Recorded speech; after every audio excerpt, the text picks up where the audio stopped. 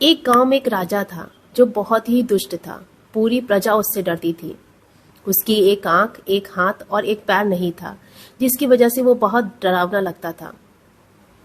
एक दिन राजा ने सोचा कि अब उसे अपना राज्य अपने बेटे को दे देना चाहिए,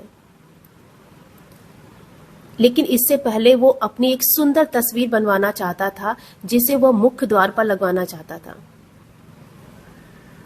वो चाहता था कि लोग उसकी तस्वीर को देखकर उसे हमेशा याद रखें। इसके लिए उसने नगर में घोषणा कर दी कि जो भी चित्रकार उसकी एक सुंदर तस्वीर बनाएगा, उसे वो इतना धन देगा कि उसकी 10 पुश्तें भी खर्च नहीं कर पाएंगी। उसकी सुंदर तस्वीर का नाम सुनते ही सारे चित्रकारों ने मना कर दिया, लेकिन एक चित्रकार ने उसकी तस्वीर बनाने के लिए हाँ कर दी।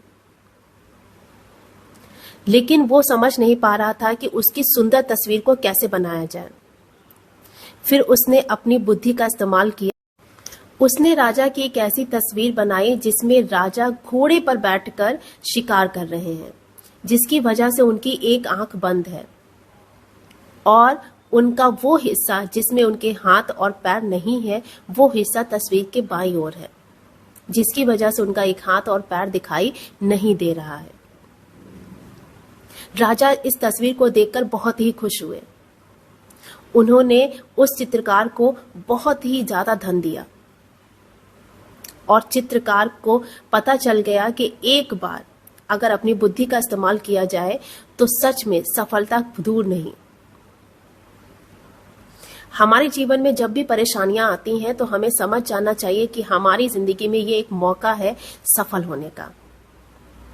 अमेरिका के 500 अमीरों का यही कहना है कि वो अपनी जिंदगी में तभी सफल हुए जब वो लगभग हार चुके थे। तो जिंदगी में कभी भी परेशानी आए तो समझ जाइएगा कि आपको कुदरत एक मौका दे रही है कि आप अपनी जिंदगी में सफल हो सकें। परेशानियां ही हमें मौका देती हैं कि अपनी जिंदगी में सफल हो जाएं। बस जरूरत होती है तो एक कदम और बढ़ाने की।